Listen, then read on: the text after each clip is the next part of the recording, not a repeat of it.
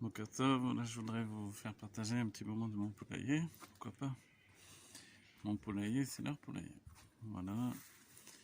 Un bon voisin, c'est un voisin avec qui on fonctionne. Mon voisin est arrivé là, il s'est installé, il a pris beaucoup de place.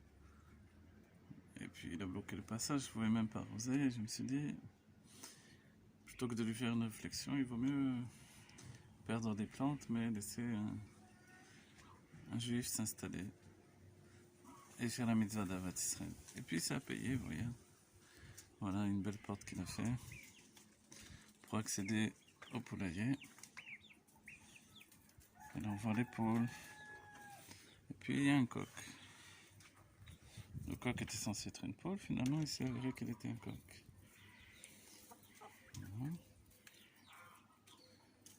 Voilà. On a essayé de faire ce qu'il fallait pour qu'il soit heureux. On essaie d'améliorer tous les jours d'ailleurs. C'est un grand poulailler. Alors, on a encore des petits poussins qui sont en train de devenir des petites poules. La nuit, les enfants dans une petite cage pour les protéger jusqu'à ce qu'ils grandissent suffisamment. Et les autres ont grandi. Voilà, ils sont arrivés en petites poules, petits poussins. Voilà la surprise d'un coq. Le coq, c'est le patron. Au début, la patronne, voilà, c'était celle-là la première. Elle s'appelle Yafa, elle est toute noire. Et puis, le coq s'est vite imposé dès qu'il a grandi. Et puis, ils sont très hiérarchiques. Chacun houspille l'autre. Mange d'abord les chefs. Ensuite viennent les autres. Voilà, tout ça s'appelle du compost. Là, j'ai fabriqué un petit réservoir.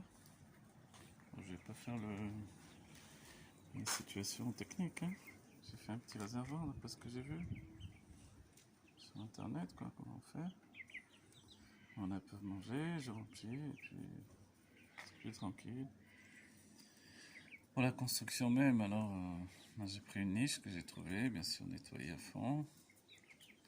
Voilà, et le reste a été improvisé. Hein.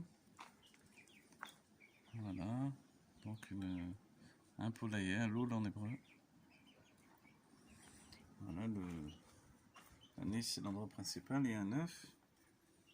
On va essayer de voir ce que ça va donner. On le laisse couver par Yafa, la petite noire. C'est la seule qui fait des œufs pour l'instant, un œuf par jour. Et celui-là, on le laisse couver. On va voir. Peut-être qu'au bout de 21 jours, on aura la surprise d'un poussin. En attendant, voilà leur vie. J'ai agrandi au fur et à mesure le poulailler. C'est beaucoup de travail en réalité. Mais c'est aussi beaucoup de satisfaction. Voilà, on leur donne tous les restes de repas. Les poules mangent des épluchures de légumes, des pâtes, enfin à peu près tout.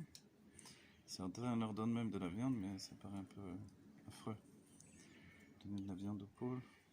Certains donnent du poulet aux poules. Mais on préfère les laisser vivantes. Voilà le coq en pleine action.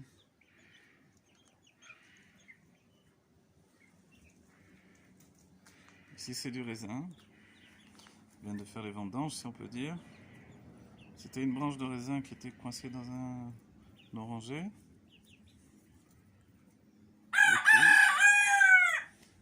Et puis on a laissé s'épancher, on a étendu sur un grillage où il y avait une bâche, j'ai sorti la bâche que j'ai mis ici pour faire de l'ombre aux poules.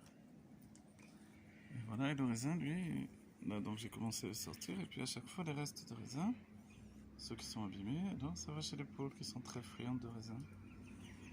Voilà, celles-là c'est des petites marrons. Donc elles mangent après les autres. Elles mangent. Puis ils ont des graines particulières. Les grandes aussi ont des graines particulières. Le coq adore chanter. Comme ça qu'on a découvert qu'il était un coq et non pas une poule d'ailleurs. Voilà. C'est là la grosse poule là. Elle s'appelle Bianca, qui veut dire blanche. Elle fait pas d'œufs. Je sais pas pourquoi. Puis il y a une petite poule là, toute noire, avec beaucoup de plumes sur les pattes, très courtes pattes. Voilà, ça c'est un coin qu'ils affectionnent particulièrement, ce coin-là. Avec l'arbre, avec le coin d'ombre. C'est un coin très nature. C'est un coin qu'elles aiment beaucoup. Voilà, on peut dire qu'un être humain a un travail particulier par rapport aux animaux.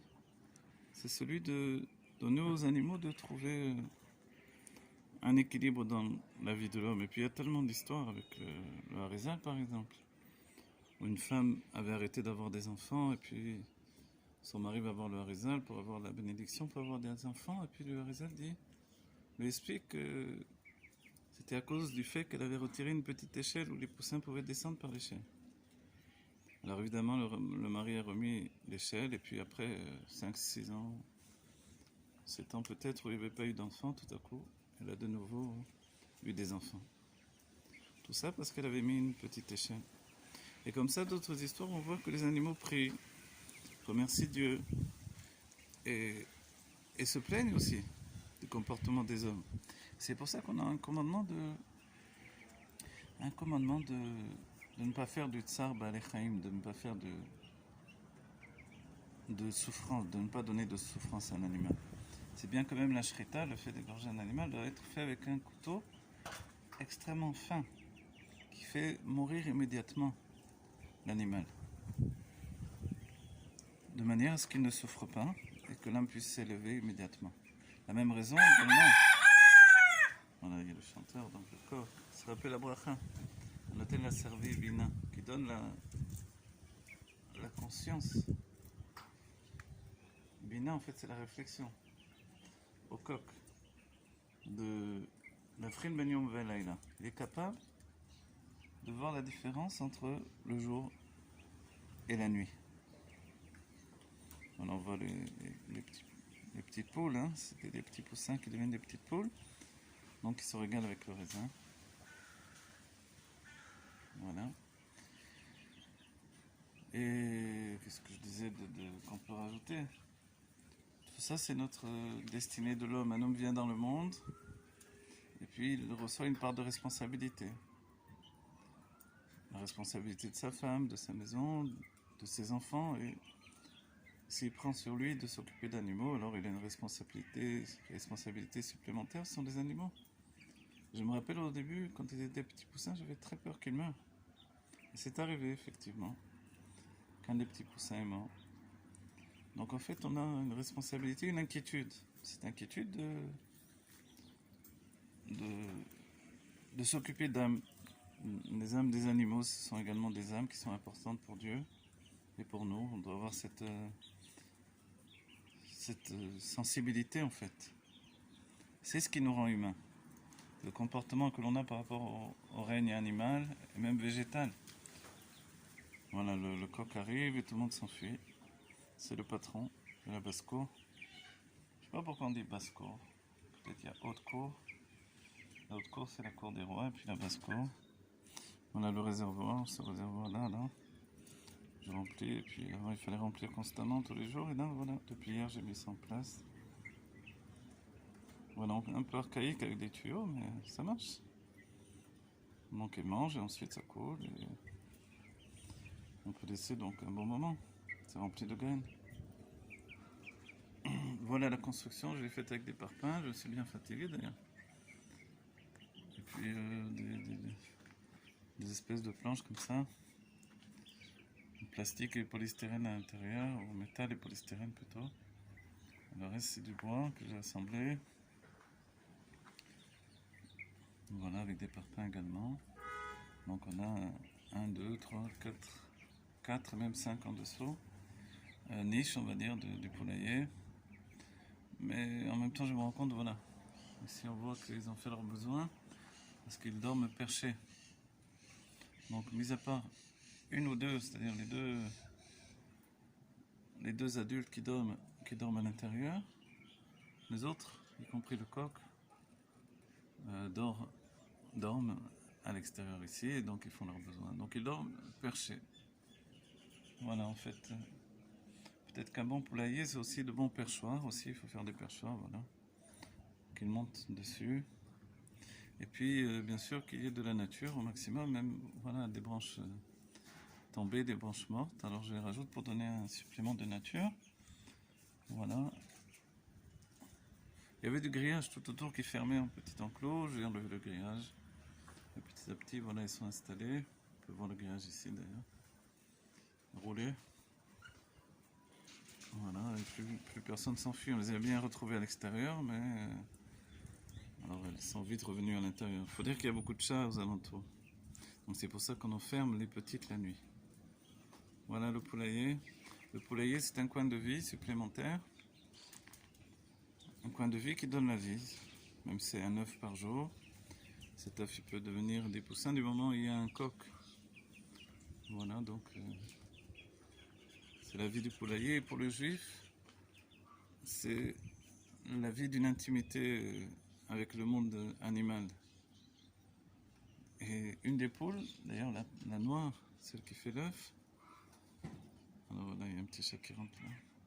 Une des poules vient du voisin, on a un voisin avec des poules, il a même deux chèvres, de petites chèvres.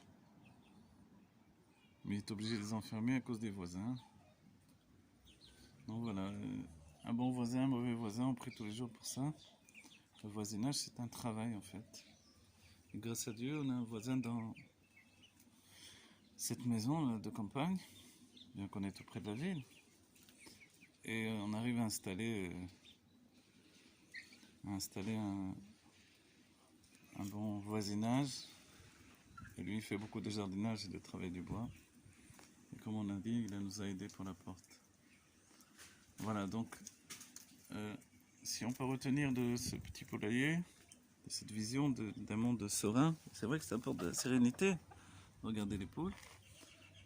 Alors, c'est que on peut s'investir vers quelque chose qui n'est pas ce qui vient naturellement dans notre vie. Moi, je suis écrivain, conférencier, puis voilà. Je sais pas pourquoi. C'est ma femme qui voulait des poules et voilà des poules. Elles sont très jolies. Voilà, c'est aussi une part du bonheur de ce monde-ci. Il y a des enfants, il y a les poules.